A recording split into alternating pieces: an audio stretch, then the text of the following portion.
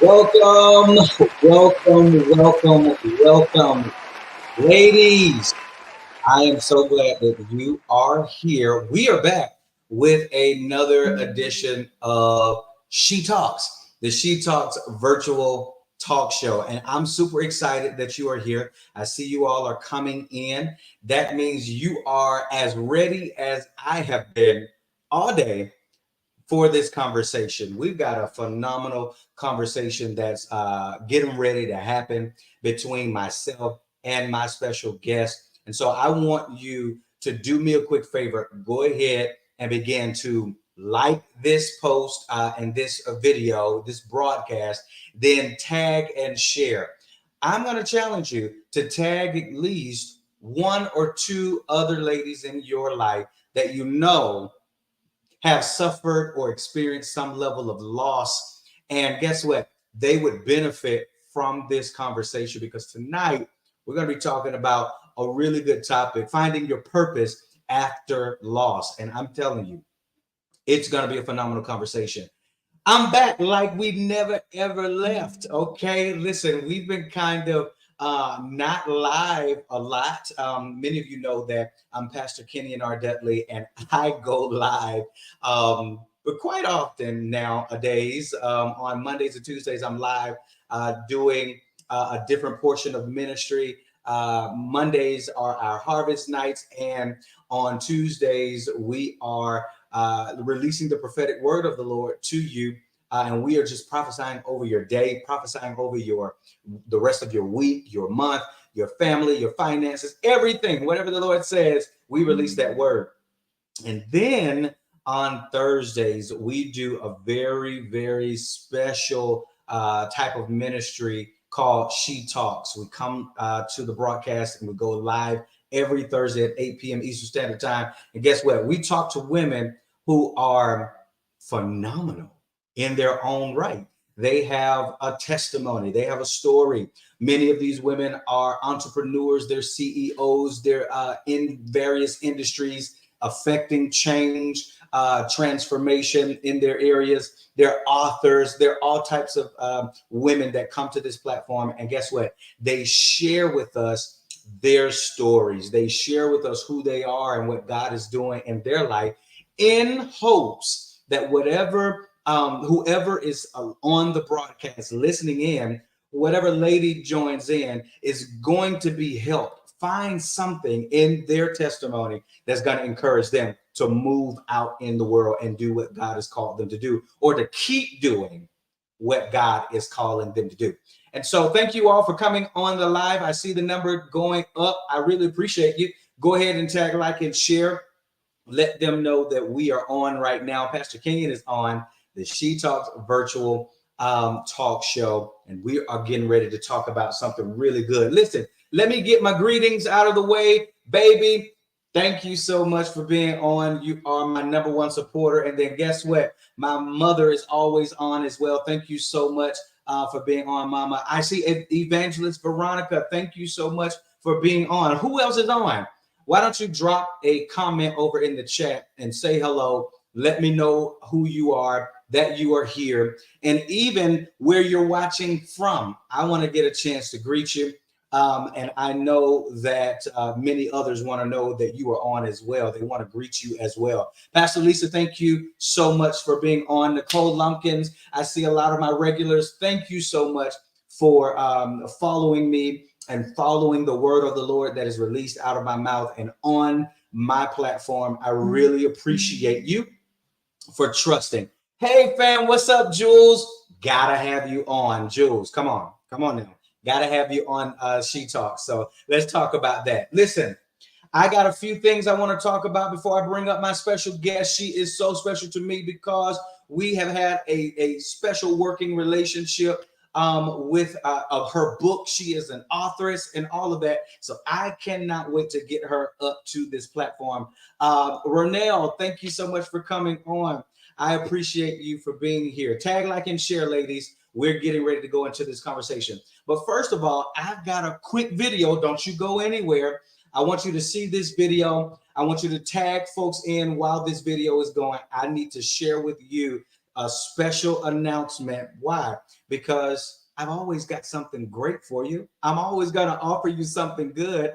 And so I want to show you this video before we go into our discussion for tonight. Tonight, we're going to be talking about something really good. It may get deep, it may get heavy. We're going to be talking about finding purpose after loss. So while this video is rolling, come on, reach out to every girlfriend you know, reach out to every lady you know, every sister friend, let them know you got to jump on now, girl. This is about to be a good conversation. All right, I'll be right back after, you know how they say it on TV, after these messages.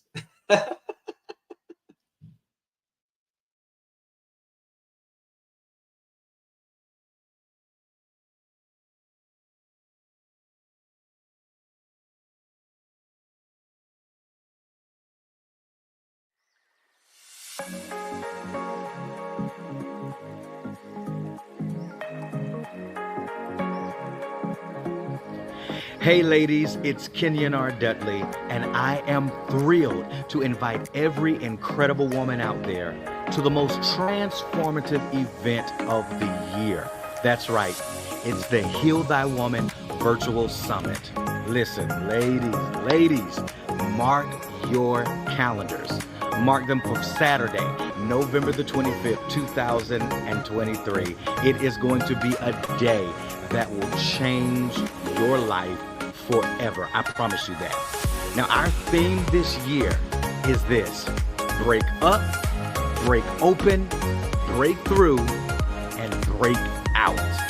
It's time to break free from the chains that have held you back, held you in bondage, held you hostage for far too long, and to rise up and unleash your true potential. Now, we're not just stopping at virtual attendance. We have over 17 watch parties happening across the United States. They're going to be hosted by powerful women in ministry, business, and various other industries. Oh my God. They're opening up their hearts and their homes, creating spaces for you to experience this summit together. This is your season. This is your moment. The season of the woman has arrived, and God is calling for his Deborahs to lead, to thrive, to bring victory and prosperity to their homes, their churches, communities, and their cities. And that's not all. Every registered guest, whether you're attending a watch party or tuning in online, will receive a special conference care package filled with goodies and snacks and gifts as a heartfelt thank you for joining us on this incredible journey. For those of you who might be traveling or working on that day, don't worry. You can still be a part of this life-changing event. Purchase your tickets today, and we'll send you a link to the live recording of the summit. You'll have 14 days to tune in and still claim your blessing. Oh my gosh. Picture it. Picture yourself at home, sipping on your favorite drink, indulging in the treats from your care package, and soaking it up. Yep, all of the wisdom and the inspiration that this summit has to offer you. It's important to note that this movement was born from a book series that I created over 16 years ago called Heal Thy Woman. It's a play on words, healthy woman. It's a love letter from God to women everywhere, reminding you that you matter and your journey matters. This is your time to heal.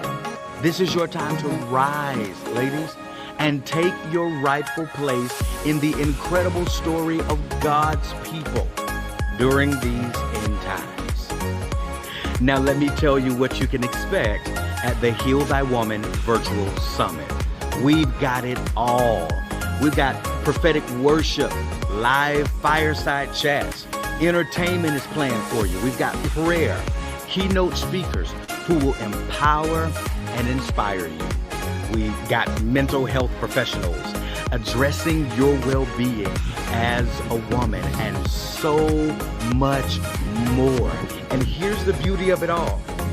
We have scheduled this event during the Thanksgiving holiday season so that you can take off, be with your family, and still tune into this life-changing experience. You do not want to miss this moment, ladies. It is time to embrace your power, heal, step into your destiny. The Heal Thy Woman Virtual Summit is where you need to be on Saturday, November 25th, 2023. I want you to do me a favor. Go ahead, visit our website, bit.ly/HTWVS-REG. That's REG, all caps. Get your tickets today and let's make history together. Listen, you are worth it. You deserve this moment. See you at the summit.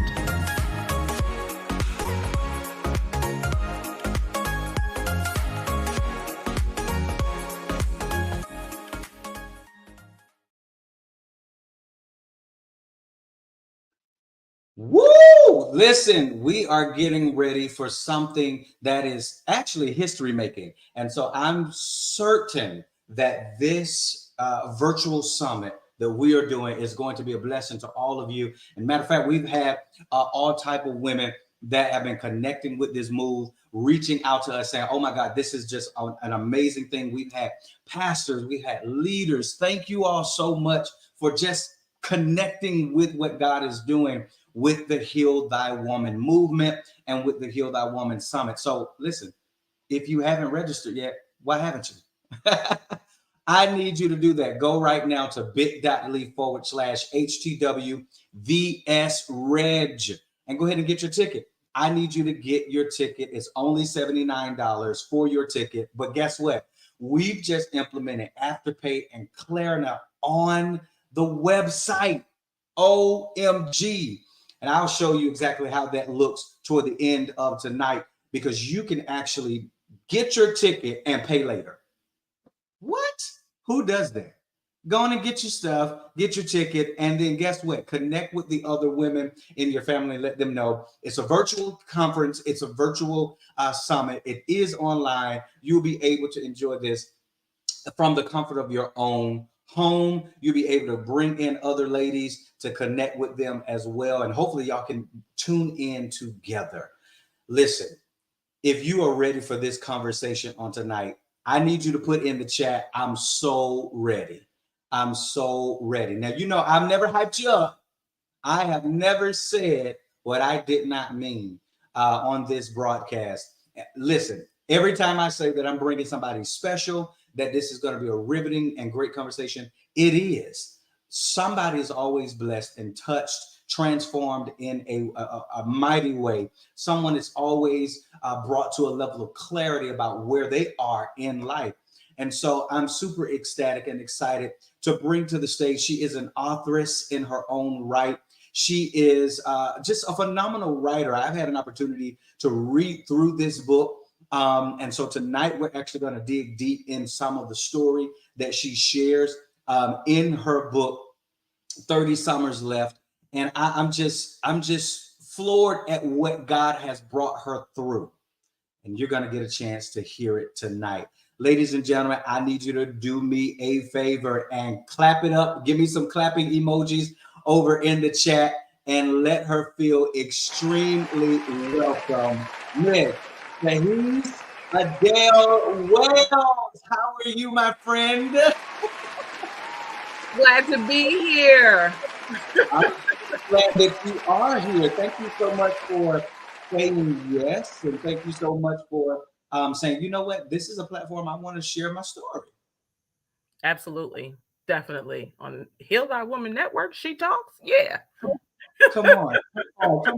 That's what we're talking about tonight. You know, a level of healing that I'm sure a lot of women have had to walk in and walk through. Maybe they're experiencing it right now. Every lady on here, I'm sure, has experienced some level of loss. And so before we jump into that, I want you to introduce yourself officially to the ladies that are on, and then let's talk. Okay, sounds good. So I am authoress Tahiese Adale. I love saying that because this first book that I have written has been in the making for probably over 15 years. And so to finally have birthed it and to see it in fruition is really, really exciting. And so I am a widowed wife. Um, I didn't used to like to use that title, widow, but I am embracing it because I understand that there is a need for others to connect with me and to Right. take this journey of widowhood with me. And so, yeah, I'm a widowed wife. And my name is Tahiese Adale, authoress. Good.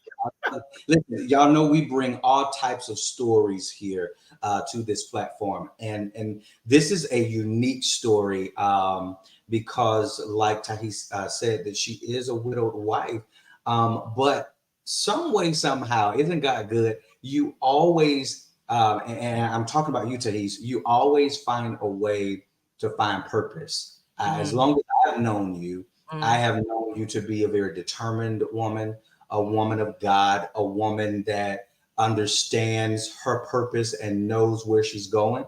And so tonight, that's what we're going to talk about. We're going to talk about how you actually took this loss, which is a major loss. Losing a spouse, losing a husband is a major loss, but you took this loss and you found purpose in it. Okay, mm. first of all, let's start out by talking about what happened. Can you give us some of the backstory of how you became a widowed wife? Yeah, absolutely. So my husband and I were coming upon our almost 16th wedding anniversary.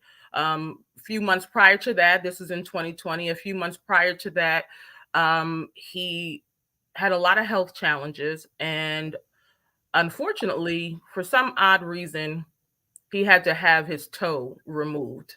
And in having his toe removed, probably 6 weeks later after that, the doctor said, "Hey, I don't like the way it's healing.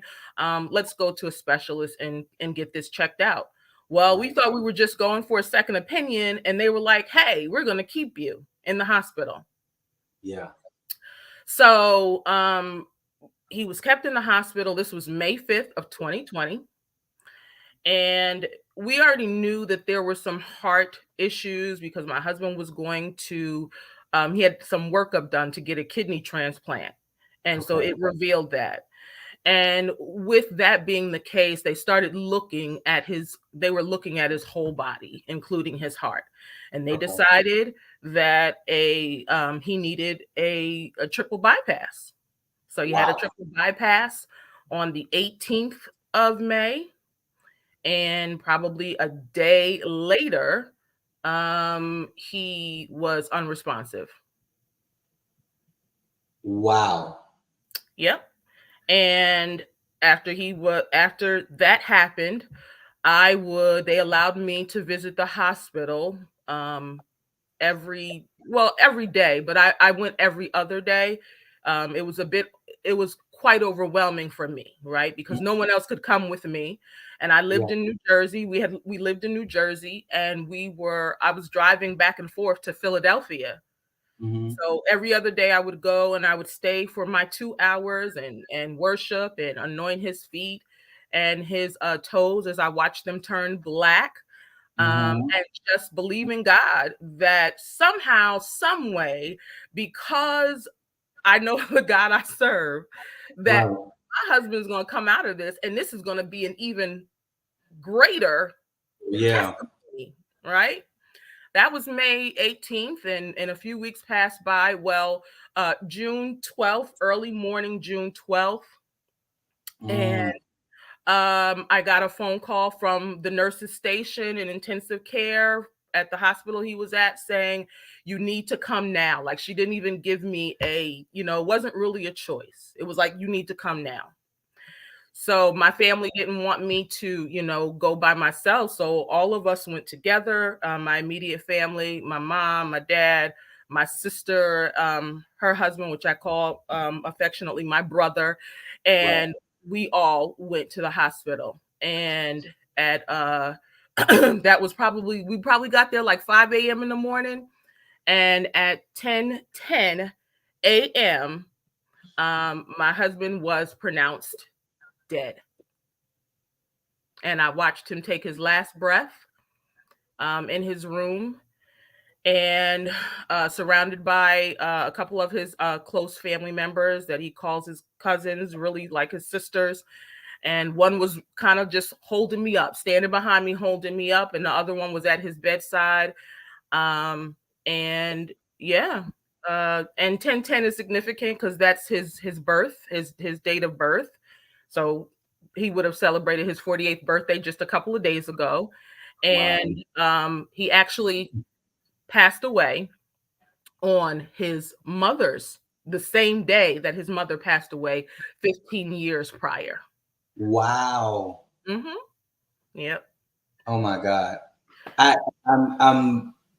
I've read the book, and it still, I'm going to be honest, it still does something, as I hear the story. Mm-hmm. And so I just, first of all, just appreciate you for even being willing to come on and share this story. Thank you. Because as I can see in the comments, there are quite a few widows that's watching.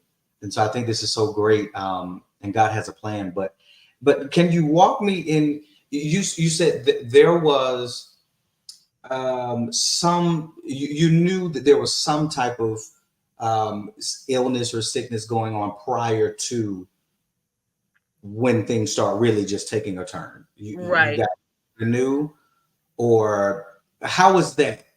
Was it that you heard from the doctor, hey, you might have to do something, we might have to do something with your heart, but nothing too strenuous? So were you thinking like, okay, it's nothing too bad, or were you already kind of feeling like, wait a minute, something's off here? You know what? Let me say this. Let me just go back a little bit, because you have to understand, my husband and I dated for 7 years. He was a juvenile diabetic. Okay. He could see.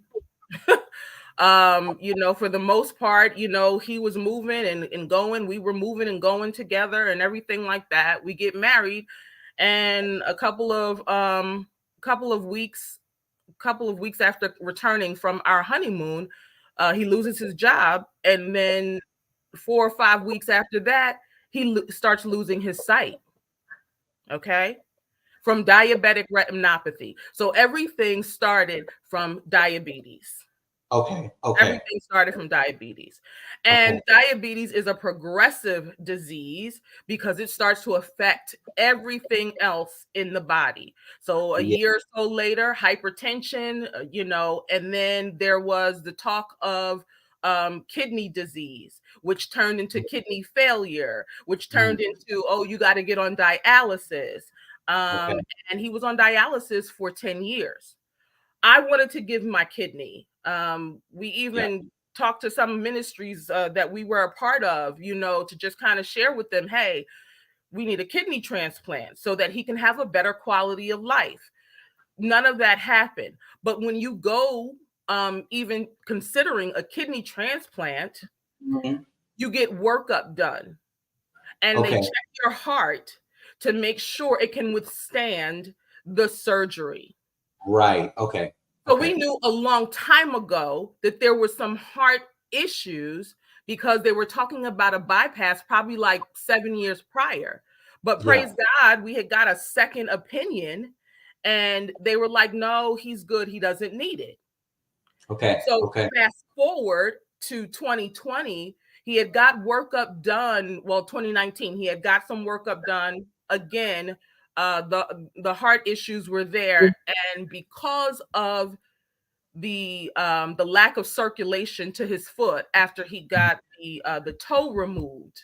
Mm-hmm. When we went to the hospital for the second opinion, they saw that the blood flow to his legs was not what it was supposed to be.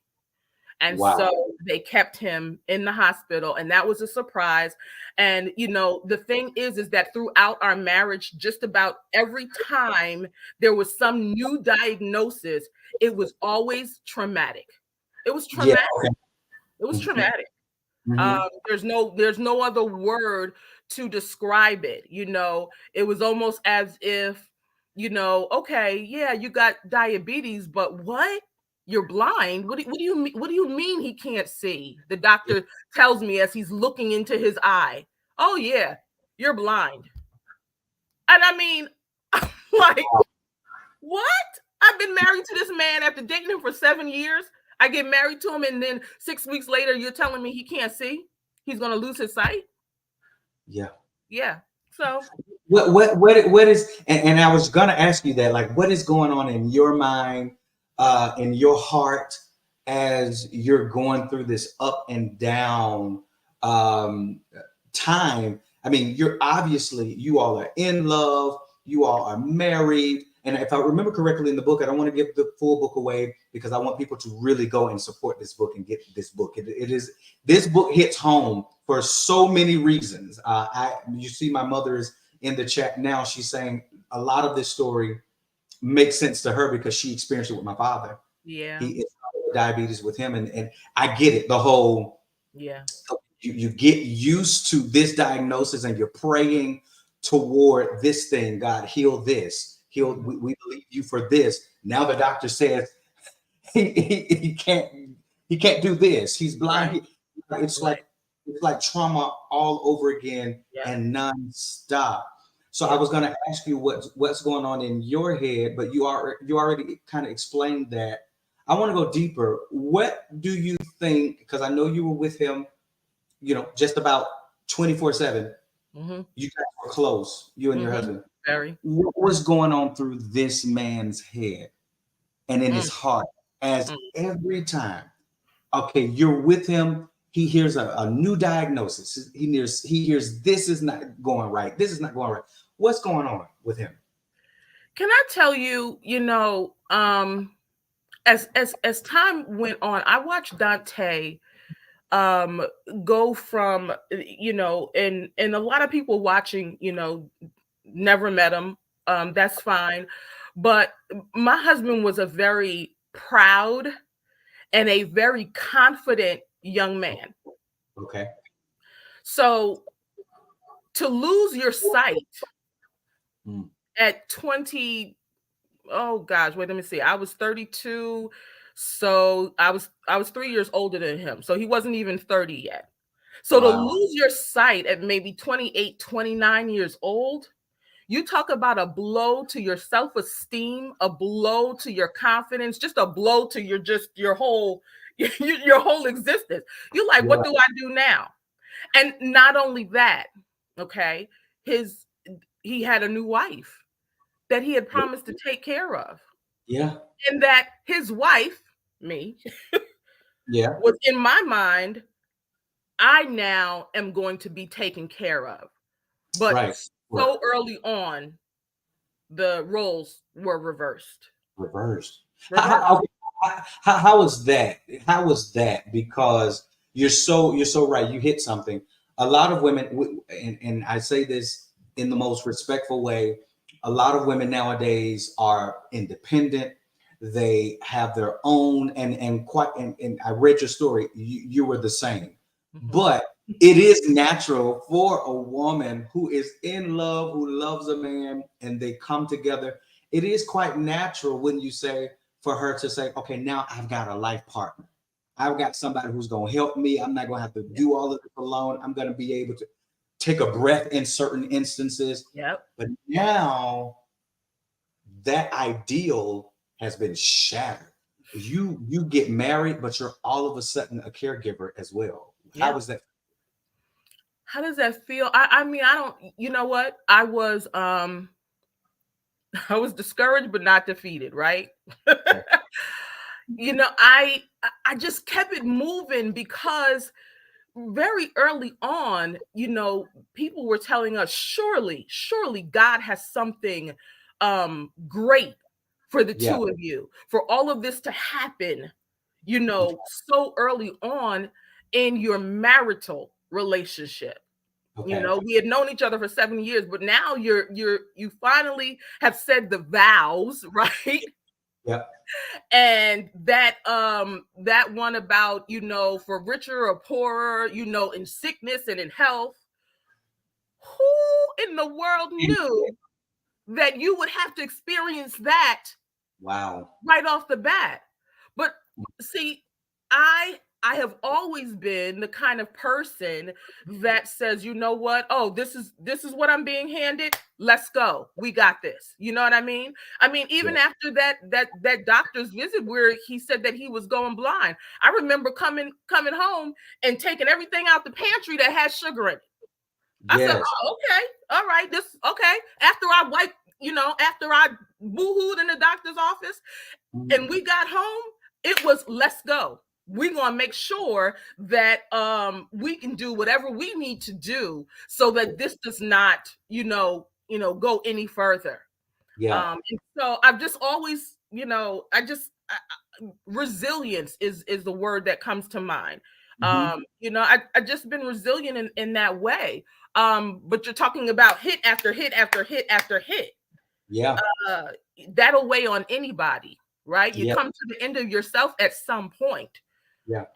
And to be honest with you, I had bouts of that throughout our relationship, throughout our marital relationship, Mhm. that not a lot of people necessarily know about because nobody else was in my position. Who else was my age? Friends of mine that was taking care of their husband when they thought their husband was supposed to take care of them. Jesus. Nobody. So Nobody. I kept it to myself. I stayed, locked in with my husband, and we grew together. We became friends, real close friends, best friends. We became close because we spent so much time together and we enjoyed each other's company. You know what I mean? His spirit never left him. It wasn't like he wasn't, in some the same man that I fell in love with. He Yeah. was, but then there were other parts that was just like, we had to deal with the reality of these ailments that were going on inside of his body. And so, yeah, it was traumatic. It was tough. It was, it was a lot of things, but yeah, I just continued to persevere. And if he were here, he would tell you the same thing. Like, my mother, we moved in with my mother about 5 years prior to 2020. I think it had been, yeah, something like that. And in 2017, we moved in with her. Mm-hmm. And I know there were several times that she told me, she would say to Dante, that, Tahiese is, that she is doing the best for you. And he's Yeah. like, I know I got a good one. I know. Yeah. He would tell you, I know. Yeah. And the funny thing is that when he was admitted into the hospital, that time that was a surprise, and he did not come home. But when he was admitted into the hospital, when they said they would keep him, both of us just were kind of like, but my was, wow, like, here we go again. And then there was relief because I Mm-hmm. knew that they would take care of him in the hospital, right? And I was really at a point that I was really tired. I was really, really tired. And I was like, Lord, what else could happen? As soon as something good happens, this happens. But Yeah. him, he was thinking about me. He was As sitting many. there like, here we go. Something else you got to deal with. I'm like, Mm, baby, don't worry about me. I'm gonna be fine. I'm gonna be fine. yeah. And that was just his heart, you know, that was just his heart, that he wanted me to be okay. He told everybody that, and he knew where he was going. If anything were to happen to him, he was not concerned about where he was going. He just wanted me to be okay, because he did not grow up with women that were emotional, right? They just, you know, something happened, they just kept it moving. Now, I will keep it moving after I cry and tell you how frustrated I am, and you know, pout about it, and you know, all of these all of these things. Not the women in his family. So being married to me was definitely different, and he learned. And so he didn't always share with me how he was feeling at particular times. We were very close. We talked about a lot of things. We talked about how he felt sometimes, but he didn't share everything because he was concerned about what that would do to me. What that would do to me. And I mean, you talk about a man that loved, you know, loved his wife as Christ loved the church. Yeah. That's what Dante, that's what he turned into. He turned into that husband. But that's exactly, I mean, I'm listening to you and I'm thinking, as men, that's what it is for us, right? We want you to be, no matter what it is, even if it's not sickness, maybe it's something else, you know, we want you to be all right. Yeah. We want you to be okay. And we hate for the burden to fall on you. Yes, he hated How that. did you, because I've got so many. How did you, let me go this way first. How did you communicate to him as his wife beyond just going home and saying, all right, let's pull the stuff out the shelf that's not right for you, all that? How did you communicate to him that you were here, you were okay, and even though you were processing through it with him and you were hurt and you were, but how did you help him understand, okay, but I'm here to carry the load and the burden with you, and yeah, I'm upset, and yeah, I'm angry, and yeah, I'm fearful and frustrated, but at the end of the day, you're mine and I'm here. Was there anything in particular that you did, anything in particular that you may have said to him? So I'll be honest with you. I don't always think, I did not always think that I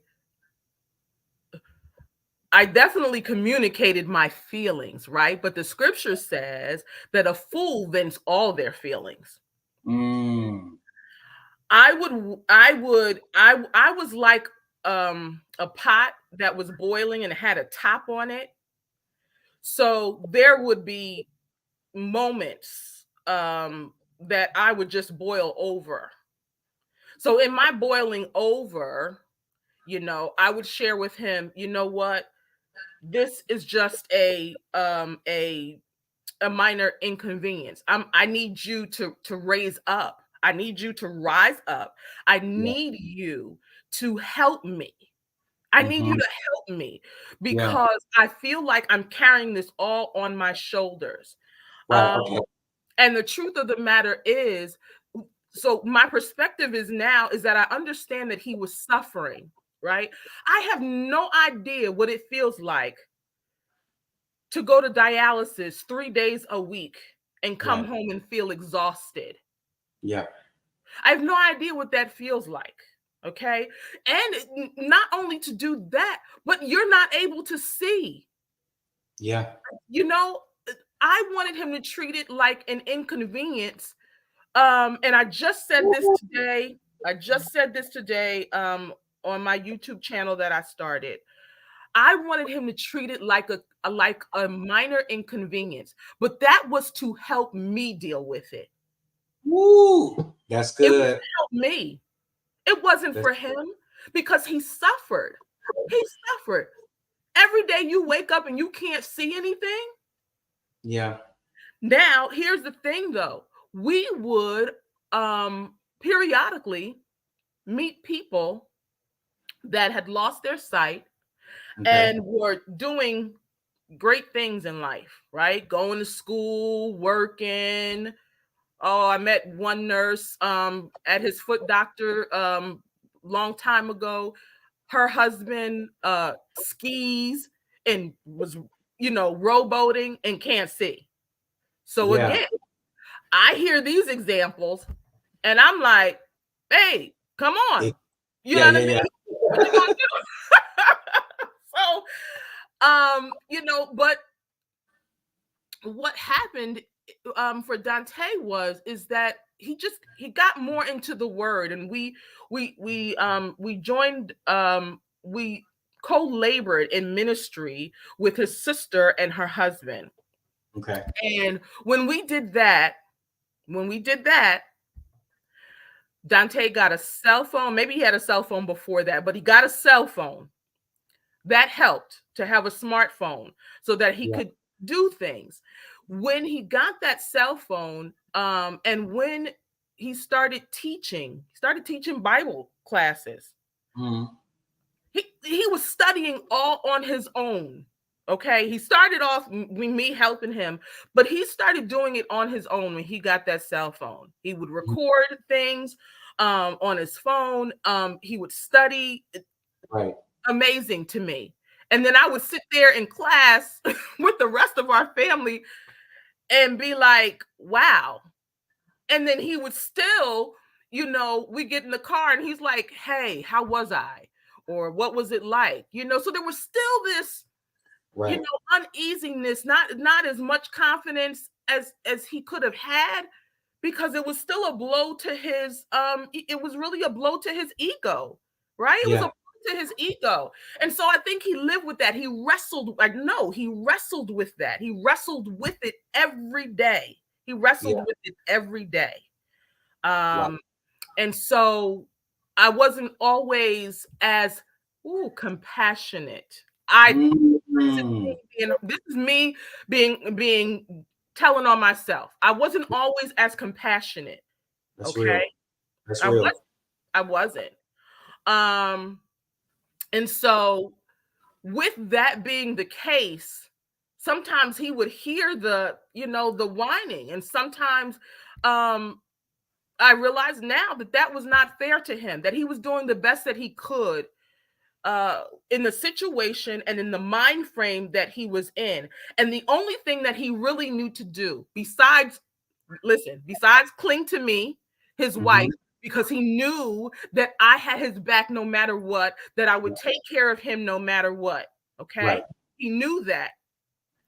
But he also knew that he needed something else. And so he started really clinging to Jesus. Yeah.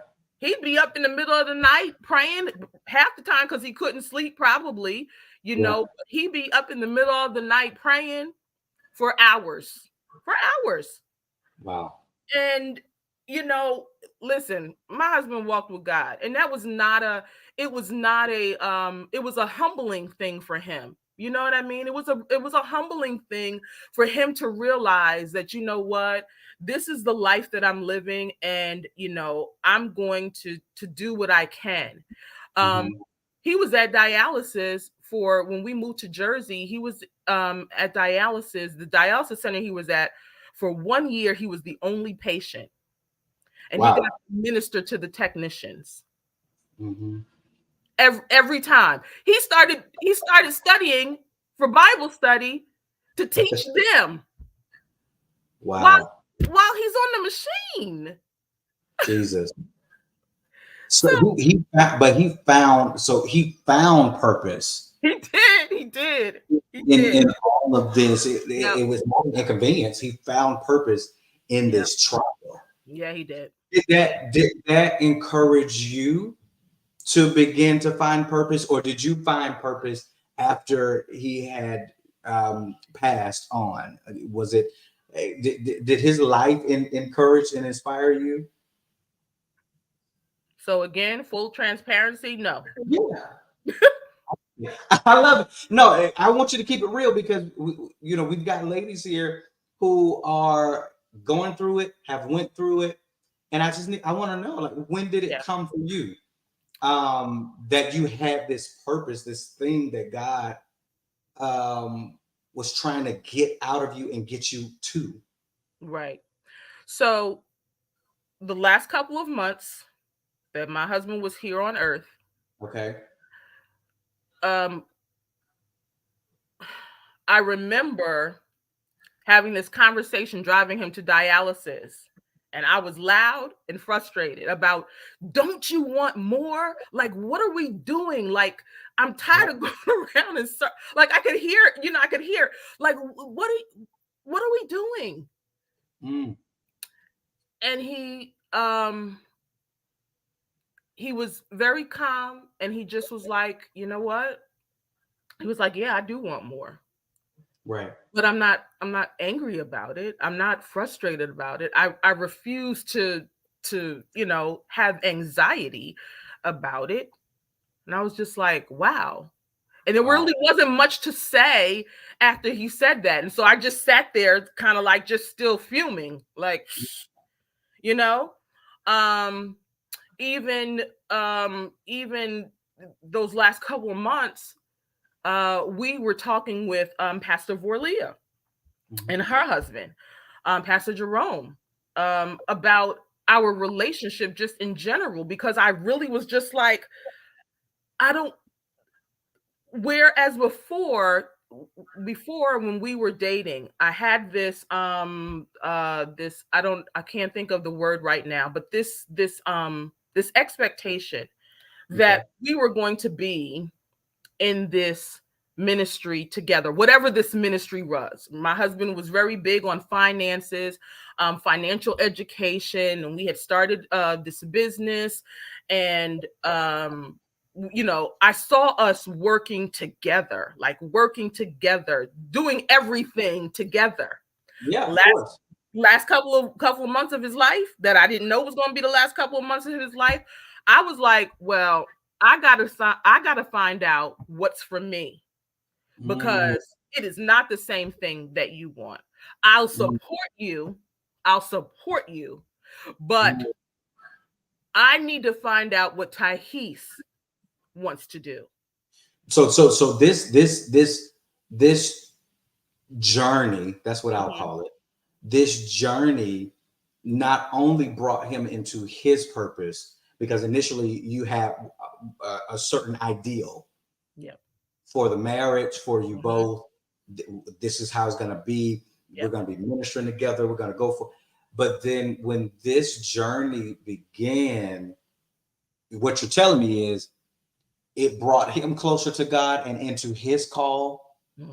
And you eventually got to a place where you said, wait a minute, I've got to understand what is life for me. For me. Yeah. Absolutely. How important, I love this. Separate from him. Right, because the truth of the matter is you're probably already thinking, okay, what if he transpires? What if he goes? Then what? I mean, is that a thought of yours at any point? Like, no.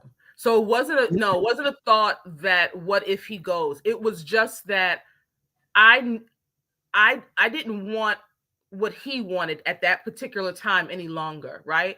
I feel like, there were a lot of things that I don't want to say that I went along with, but because I was so enamored with him, so in love with him, that whatever he wanted to do, Tahiese said, okay, I'll be there for you, right? wow. I'll help you with it. We can do it together. Yeah. But these last couple of months, it was sort of like, you know what? I don't want to do that. No, I don't want to do that. I don't know what I want to do, but it's not that. And when I thought that you and I were supposed to be doing the same thing together, no, I need to find out what I want to do. Not what God wants me to do. Let me make that clear. I just was thinking about what I wanted to do. Okay. Okay. How did God, because this book is just fun, it's phenomenal to me, the way that you told the story. And I felt every emotion. I was just gonna tell you. When I read it, I told my wife, she's like, "Are you okay?" I was like, "I need a minute." Right.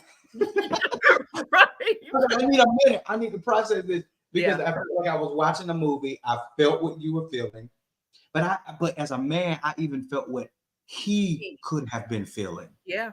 Yeah. And it was so raw. It was so relatable. A lot of the Mhm. women are saying that tonight. It Mhm. was so real. How did God capture you Woo. and brought you into alignment with His will and His purpose for your life? Oh That's my the big God. question. My God. That is the $1 million question. Mm. He had been trying to get my attention for a long time. Hello. Long time. Hello. And here I recently read this scripture Mm-hmm. and had this epiphany. Probably maybe it's been a couple months now. Psalm 119:71. Mm-hmm. It was good that I was afflicted,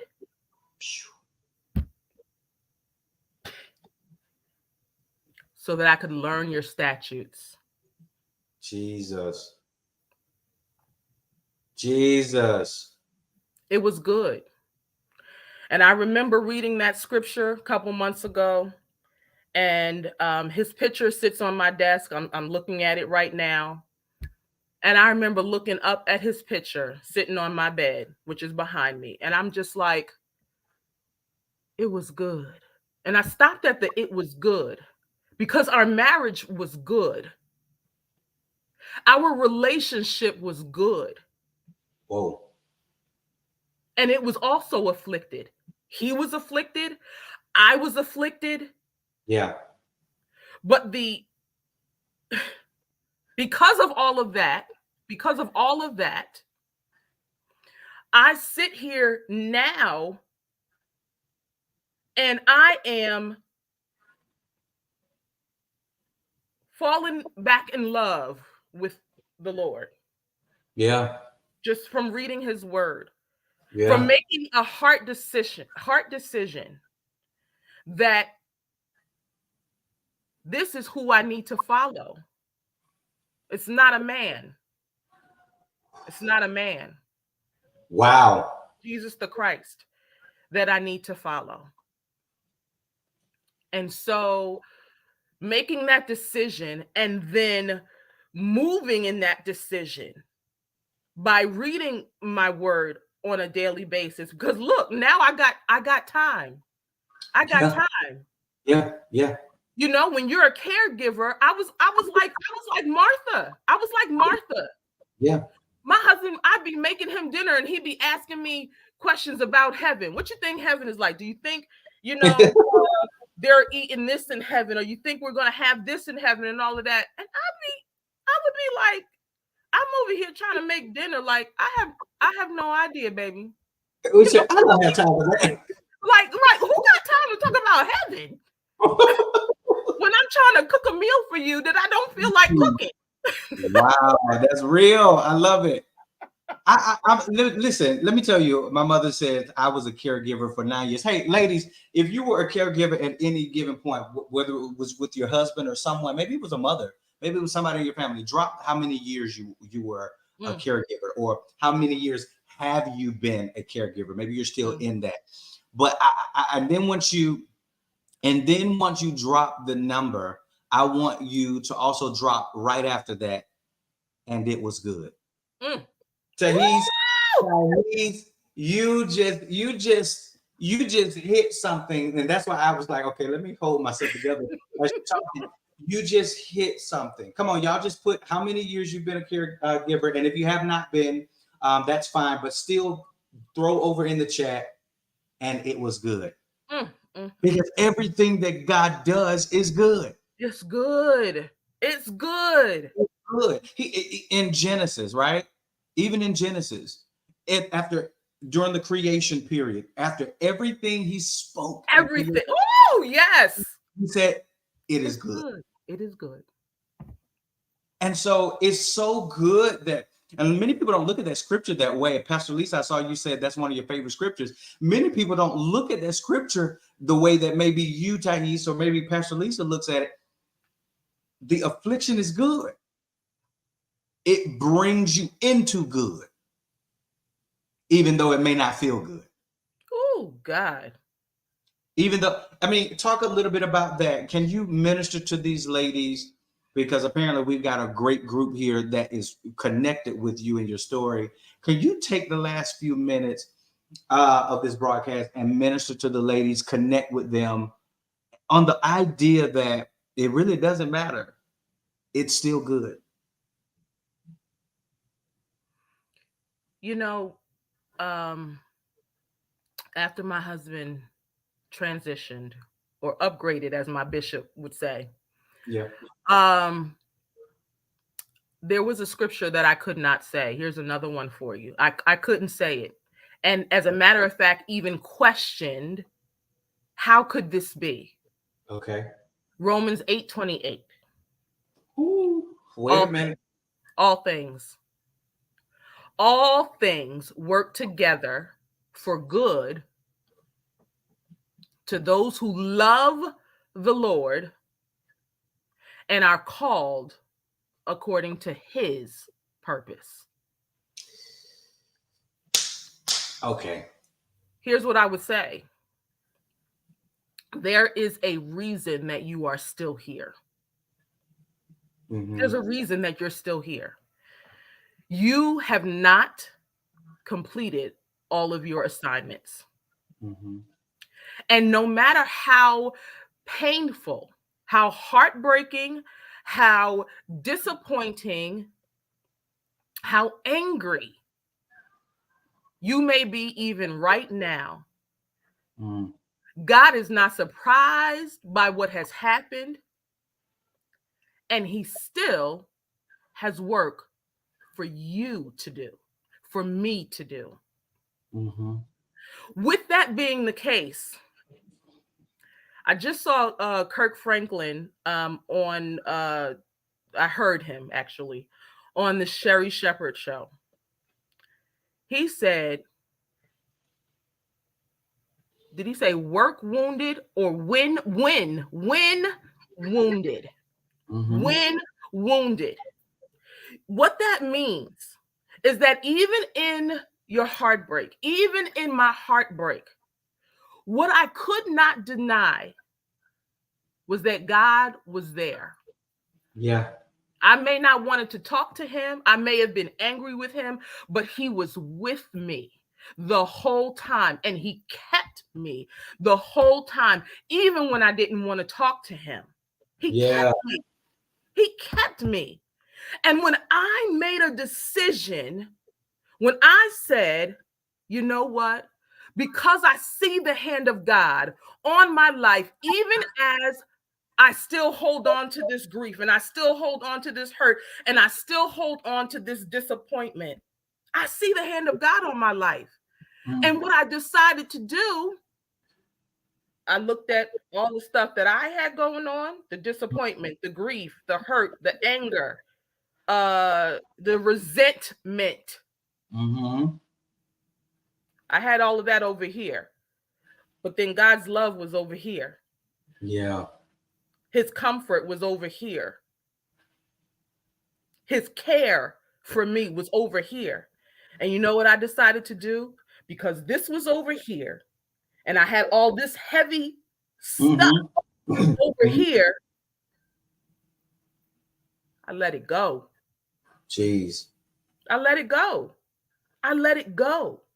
And I'm not saying that it is a one-time thing or it happens instantly. It is a process. Yeah. But it starts right here and right here. You make a decision and then you move on that decision. Wow. And what did I do? I went to a couple of women's retreat, 2 of them back to back in October of 21. Then in 2022, right in January, I was in a prayer boot camp and was delivered from the spirit of grief. Mm. And from that, I was able to write 30 Summers Left in 7 days and laugh while I was writing it. Wow. And then now recently, I'm like, okay, I'm in his word, I'm reading. I'm like, okay, God, what you want me to do? And I've been thinking about doing this YouTube channel, and I've been thinking about, just not the YouTube channel. I've been thinking about having a conversation with widows, right? Because I was looking for this. I was looking for this when he first upgraded. I was looking for this, and I'm like, okay, what is out here? And I wasn't even sure if I really wanted it, but I wanted to hear other people's perspective. Right. I couldn't really find anything. I couldn't really find anything. Nothing that spoke to me that I wanted to stick around for. Right. So I was like, oh, it would be great to just have this conversation about, widowhood and what it looks like and how you feel, the emotions that you go through and how you can go from heartbreak to, healing or being healed or just walking along that healing journey. And so I was thinking about the way that I could do that, have this conversation. Someone posted a couple of weeks ago that they wanted to talk to some caregivers. Right. And I quickly was like, oh yeah, I'll do that. Right. So that was a Thursday, and she sent me her schedule, and I picked the next day, which was a Friday, and I said, okay, yeah. So we did a half an hour Zoom call. She asked me to tell her my story like I'm telling you tonight. I told her a little bit of it. The first part of it, her jaw dropped, and so I tell her a little bit more. Then I tell her, I actually wrote a book. So then she asked me, well, what have you been doing to promote the book? And I said, well, I had a book launch and I did this and I did that, but not a whole lot. Right. And I said, I had been thinking, though, about doing a YouTube channel where I just discuss widowhood. Yeah. Because nobody is talking about these conversations. Nobody's talking about, where does the widow go for, listen, anything to be for that matter. Like, where do they go to talk about these common things of, you slept with someone in the same bed for almost 16 years and now you're in the bed alone? Who talks about that? Nobody's talking about that. And so I mentioned the channel to her, and when I finished telling her what my thoughts were, and we were kind of going back and forth on what we could talk about, and she gave me some ideas, she said, ma'am, you got a whole ministry. Yeah, that's what I'm sitting here thinking. Like, that's a whole ministry. Wait, but to top it off, that was on a Friday. So I had already been told, it had been prophesied to me, a couple times that I've been called into ministry. I didn't know what for. And I'm just like, okay, all right. So that is a God idea that I've got going on there. That was Friday. Sunday morning, I wake up to get ready for church. And I believe I had told my mentor and friend, Pastor Vorlia, that I was going to do something with it and debut it on Dante's birthday, the 10th of October. Okay. Well, that Sunday was October 1st. So when I woke up and was getting ready for church, God said, do it now. Do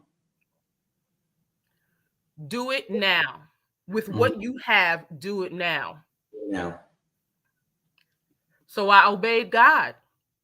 And I was like, okay, wait, how do I do this? And I'm telling you, it was so it was simple. Like, I didn't fuss over anything.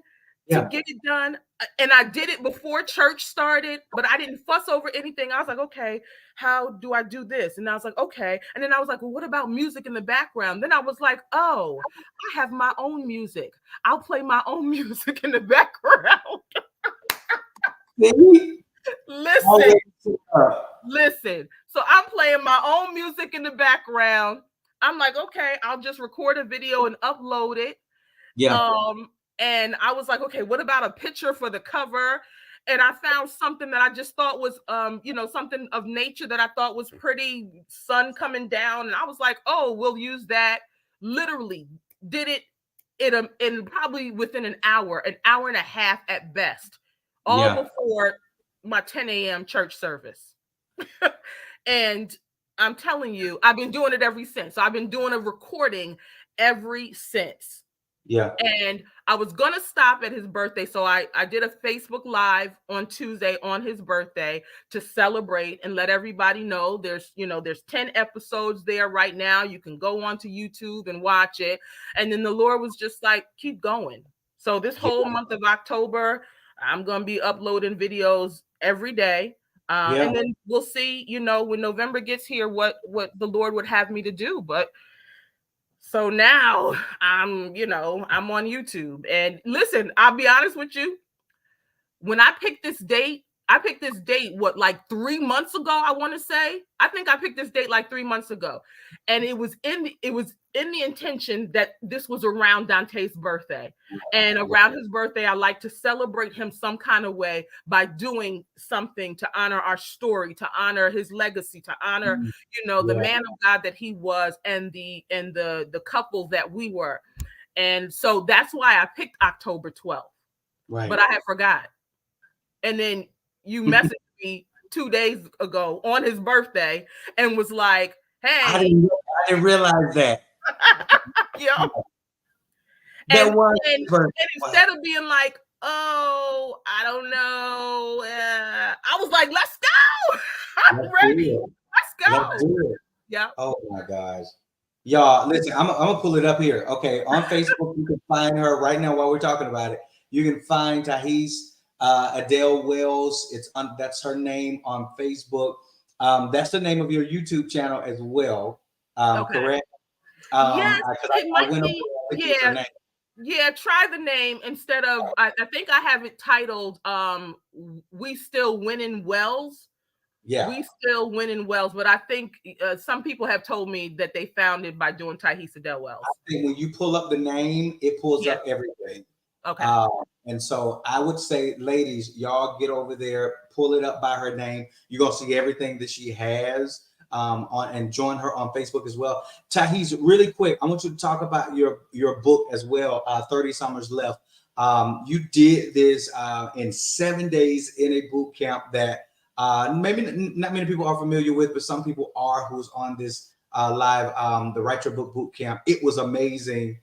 Can you share with them how they could get the book? Because I know some ladies want to get that. Yeah, absolutely. So I have, this is the book right here, just in case you were wondering what it looks like. Minus the butterflies, that's my own special touch. But this is the book right here. And I have some personalized copies still in my possession. So what I would love for you to do, there's some little extras in there that you won't find if you go on Amazon. The book is on Amazon, but you won't find these little extras that I've put inside of the book. So I'd love for you to contact me directly. And you can, my email is tahieseadale@gmail.com. You can direct message me on Facebook. I'm on Instagram as Tahiese_Adale. Yeah.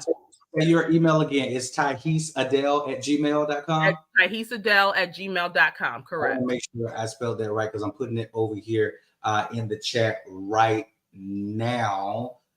So they can actually email you here. They can. Yes. And then what was the other ways that they could email you or get to you? DM me on Facebook or Instagram. On Facebook, I'm Tahiese Adale Wells. On Instagram, I'm Tahiese_Adale, all lowercase letters. _Adale. Yep. Okay. Boom. All right, ladies, listen, go support this book. Reach out to her via email. Find her by her name, Tahiese Adale Wells. She's there on every platform, YouTube, Facebook. If you're going to connect with her on IG, make sure you at Tahiese_Adale. Get this book. Get it. Get this book. I mean, that's just the bottom line. Get this book. So many of you all, ladies, have connected with this story. There is more. We didn't even get a chance to dig deep in pockets, but there is more that's a part of this story that I'm sure is going to be revelatory to you. It is going to touch your life, and you're going to be able to relate to it, just like tonight. You're going to be able to relate to it. And so, Tahiese, thank you so much for coming and sharing with us tonight. I see the chat has been lit up. So apparently the ladies have been blessed tonight. So thank you. I appreciate it. Thank you. It's been a pleasure, an absolute pleasure. I appreciate the opportunity. I really do. And I want to help. I just want to help and do what God wants me to do. Whatever. I'm just obeying God. Out here obeying God. That's what I'm doing. Listen, I love it. I'm going to say this last thing, and then I'm going to release this broadcast. Y'all, I believe that. Shalon, I hope I'm saying that right. She said, great job, my sister. I believe she did a great job. But more than even just a great job, I believe that God is saying to you tonight, job well done. I'm talking about with it all. Job well done. Because you may have not done everything right. You may have done some. God said you did what you could in the moment. And what you did was enough. I'm not going to turn this into a prophetic moment, but you know how I am. I just had to release that to you. God said what you did was enough. And maybe God is saying that to some other lady tonight as well. What you did, what you're doing, it's enough. And God's going to put his super on the natural. He's going to get glory out of it. Just like he's getting glory out of Tahiese's life right now. Like he's getting glory out of Dante's life. Dante is in the arms of the Father. But he is still out of this man of God's life. And this marital union, oh my God, God's going to get glory out of your life too. There is purpose. After loss. God never subtracts and does not add. Never ever does he ask you to give something up in obedience. And he does not give you the next level, the next thing that he has for you. So ladies, I hope you were blessed tonight. If you were blessed, put it over in the chat. Rernell says, this is confirmation. Julie says 100. Yep. We know what that means. 100, that means all good. My mother said, yes. Listen, I hope this has blessed you just like it has blessed me. We are here every Thursday at 8 p.m. Eastern Standard Time. I've got another special guest coming up. Listen, I told y'all tonight was going to be good. I did. I told you, and guess what? It was. I believe that God is going to continue to minister to you all even after tonight's broadcast is done. And don't you forget, I'm going to throw it up on the screen really quick. Don't you forget, we've got Healed by Woman Virtual Summit that is coming up the Saturday after Thanksgiving. We did that on purpose because we knew y'all were going to be at home with family and friends. And we wanted y'all to gather together in the living room, in the den, wherever. We want you to tune in for more healing like this. More healing like what happened on tonight. November the 25th. Go register now. Get your friends. And if you can't get nobody to join in with you, join in with God yourself and go and register. bit.ly/HTWVSReg. You can find the tickets over there. Let the healing begin, ladies. This is the hour of the woman. I believe that. I believe that with all of my heart. Y'all see the lineup. We're going to be, these are our main speakers and our entertainment and guests. We've got some keynote, some panelists that are coming, men and women. They're going to bless the women. We've got 17 watch parties all over the nation. It's amazing time. Yeah. So I want you all to gather as many as you can and be a part of this. Tahiese, they're going to be bombarding your YouTube channel. I'll see you there. I'll see you there. All right. She said, I'll see you out there. All right. They're going to bombard it because they need this content. We love you with the love of Jesus Christ. Until next week, I'm Kenyon R. Dudley. I've been your host for She Talks. Y'all have a blessed, amazing night.